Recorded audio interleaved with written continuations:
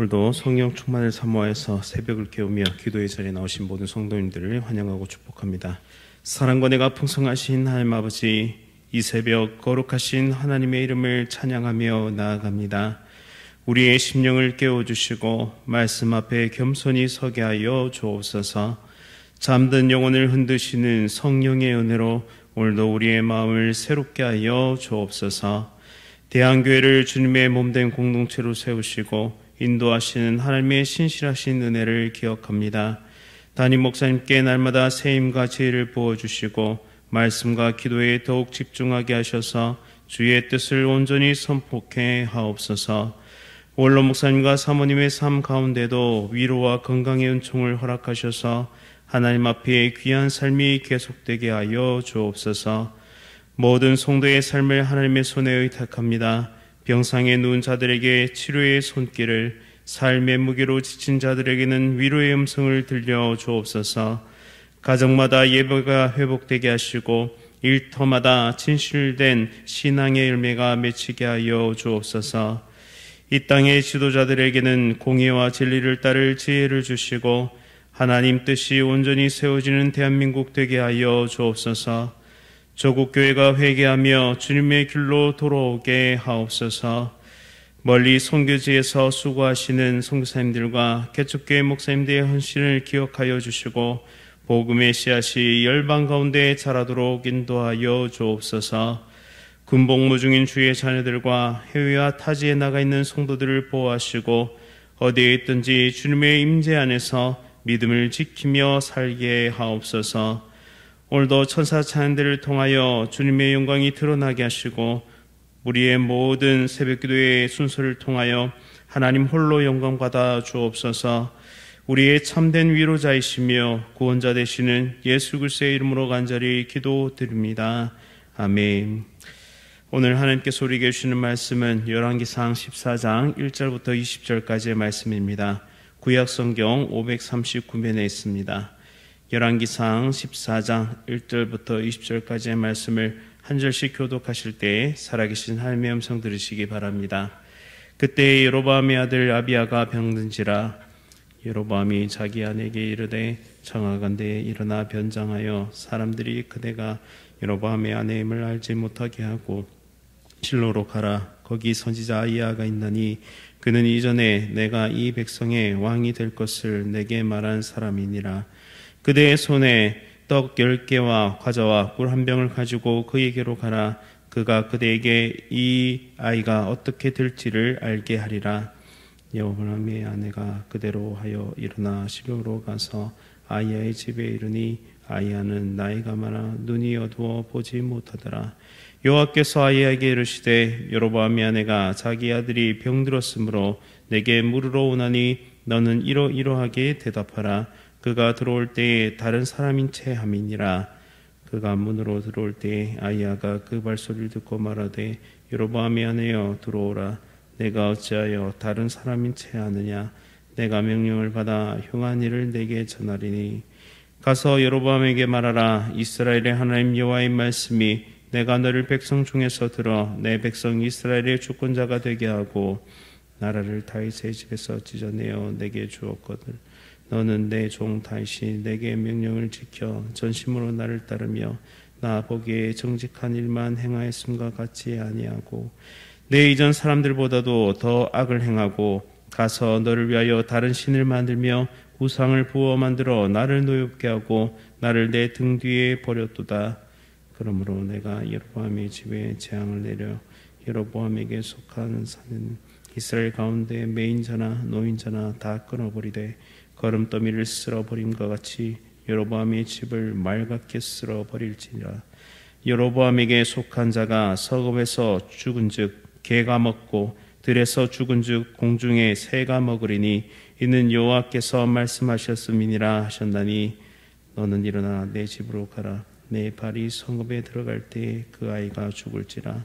온 이스라엘이 그를 위하여 슬퍼하며 장서하려니와 여로보암에게 속한 자는 오직 이 아이만 묘실에 들어가리니 이는 여로보암의 집 가운데서 그가 이스라엘의 하나님 여호와를 향하여 선한 뜻을 품었음이니라.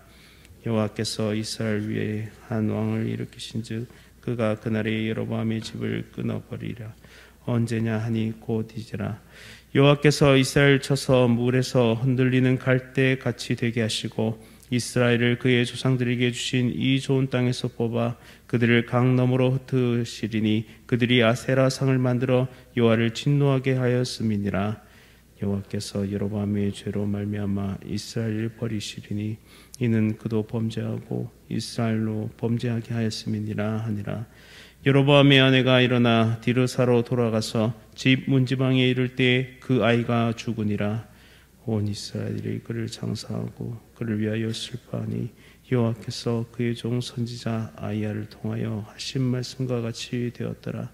여로보암의 그 남은 행적 곧 그가 어떻게 싸웠는지와 어떻게 다스렸는지는 이스라엘 왕 역대 지략에 기록되니라. 여로보암이 왕이 된 지 22년이라. 그가 그의 조상들과 함께 잠에 그의 아들 나답이 대신하여 왕이 되니라. 아멘. 하나님을 버린 자의 결말, 하나님을 버린 자의 결말이라는 제목으로 말씀을 선포하겠습니다. 사랑하는 성도님 여러분, 죄를 감추려고 시도하는 그 시도는 인류의 시작부터 반복되어 온 비극입니다. 에덴 동산에서 선악과를 먹은 아담과 하와는 하나님의 낯을 피하여 숨었고, 그리고 가인은 아우 아벨을 죽이고도 내가 내 아우를 지키는 자이니까 라면서 그 책임을 떠넘겼습니다. 오늘 본문 속 여로보암 역시 같은 본성을 보여주는데요. 그는 아들 아비야가 병들었을 때 선지자 아히야에게 뜻을 묻기 위해 아내를 변장시켜서 보냅니다. 하지만 하나님은 이미 그 계획과 중심을 다 알고 계셨고 여로보암의 집에 대한 엄중한 심판의 말씀을 선포하고 계십니다. 이 본문은 단지 고대 왕가의 이야기나 개인 가정의 비극이 아닙니다. 은혜를 받고도 회개하지 않는 자, 자신의 죄를 끝까지 감추려 하는 자, 하나님의 말씀을 경시한 자에게 하나님이 어떻게 다루시는지를 보여주는 중요한 교훈을 담고 있는 말씀입니다.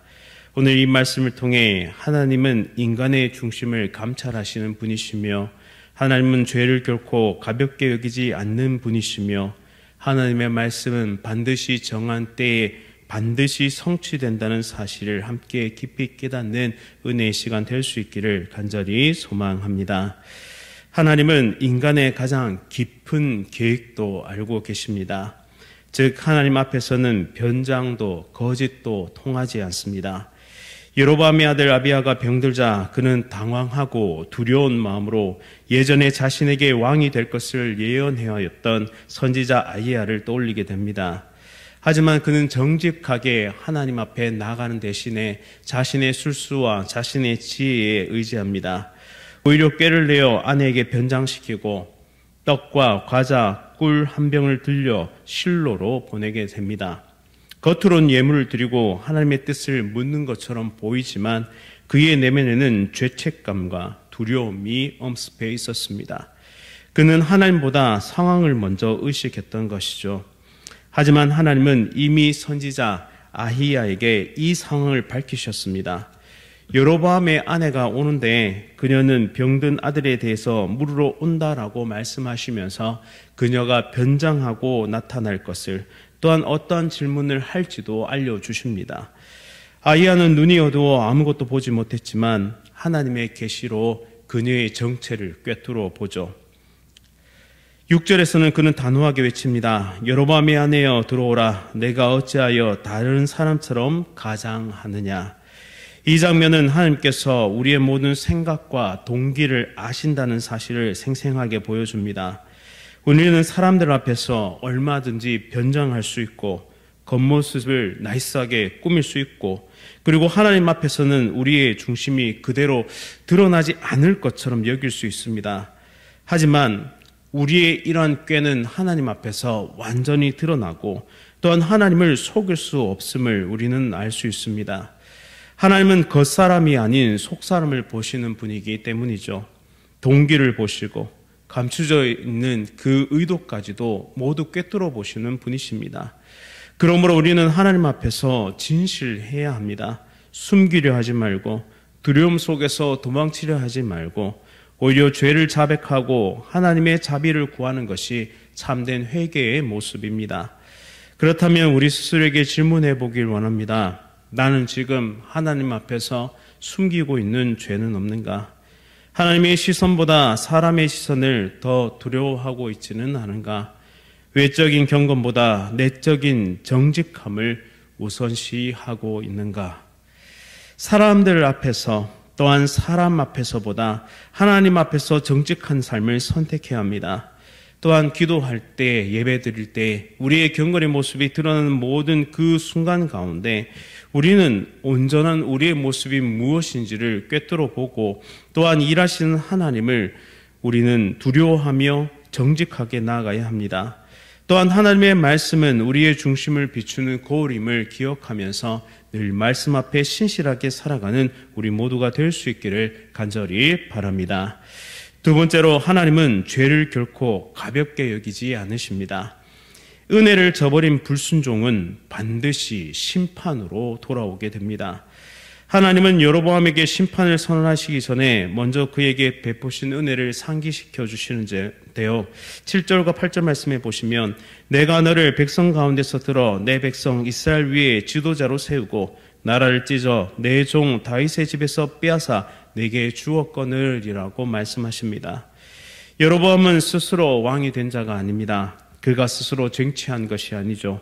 그는 하나님이 택하셔서 왕으로 세운 사람입니다. 또한 다윗의 가문에서 10지파를 떼어서 그에게 주신 일은 하나님의 주권적인 섭리 가운데 이루어진 일입니다. 하지만 그는 그 은혜를 기억하지 못했습니다. 아니, 기억하지 않았습니다. 다윗처럼 하나님의 명령을 따르지도 않았고 자신이 세운 금송아지를 숭배하게 하며 온 백성을 죄로 이끌었습니다. 단지 우상 하나를 세운 문제가 아니라 이스라엘 전체가 타락하게 만든 구조적이고 지속적인 죄악을 그는 만들어내었던 것입니다. 하나님은 그 죄에 대해 매우 단호히 응답하십니다. 내가 여로보암의 집에 재앙을 내려 여로보암의 집을 말같게 쓸어버릴 것이라. 성읍에서 죽으면 개가 먹고 들에서 죽으면 공중의 새가 먹으리니. 이 표현들은 단순한 멸망이 아니라 극심한 수치와 저주를 담고 있습니다. 당시 장례는 인격과 명예를 지키는 최소한의 의식이었는데 개와 새에게 시신이 먹히는 것은 하나님의 저주 아래에 있다는 상징이자 인간의 존엄마저도 완벽하게 무너지는 참혹한 결과였다라는 것이죠. 하나님의 심판은 여로보암의 집에서 멈추지 않으십니다. 15절 16절 말씀에서 하나님은 이스라엘을 유브라데 강 저편으로 뿌리째 뽑아 흩으시겠다라고 선언하십니다. 이는 북이스라엘이 훗날 아수르에게 멸망당하고 포로로 끌려가는 실제 역사로 성취되게 됩니다. 이 모든 것은 여로보암의 개인적인 죄가 아니라 백성 전체를 타락하게 만든 영적 책임 때문이었습니다. 영적 지도자의 불순종은 한 사람의 문제로 그치지 않고 공동체 전체를 파멸로 이어갈 수 있다는 엄중한 경고입니다. 그렇다면 스스로에게 질문해 보길 원합니다. 나는 하나님께서 내게 베푸신 은혜를 얼마나 기억하고 살아가고 있는가? 내 불순종이 가정과 교회 공동체에 어떤 파장을 일으키고 있는가? 하나님께 받은 직분과 사명, 자리를 경외함으로 감당하고 있는가? 하나님의 은혜를 당연하게 여기지 말고 매일 감사로 기억할 수 있는 우리 모두가 될 수 있기를 간절히 원합니다. 또한 죄를 가볍게 여기지 말고 즉시 회개하며 하나님의 긍휼과 자비를 구하며 또한 십자가의 능력으로 다시 회복되는 우리가 될 수 있기를 원합니다. 나의 말과 행동이 공동체에 미치는 영향을 생각하며 경건한 책임감을 가지고 살아가는 우리 모두가 될 수 있기를 간절히 바랍니다. 마지막으로 하나님의 말씀은 반드시 성취됩니다.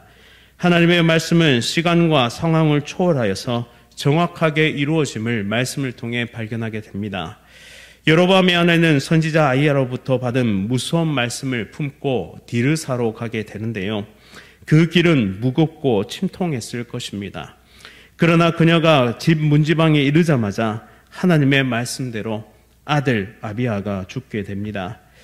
이 장면은 하나님의 말씀이 얼마나 구체적이고 확실하게 성취되는가를 우리에게 보여줍니다. 언제, 어디서, 무엇이 일어날지를 정확하게 말씀하신 그대로 이루어졌습니다.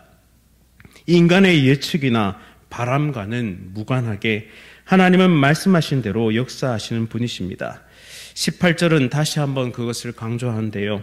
온 이스라엘이 그를 위하여 애곡하니라. 이는 여호와께서 그의 종 선지자 아이야를 통하여 하신 말씀대로 되었더라.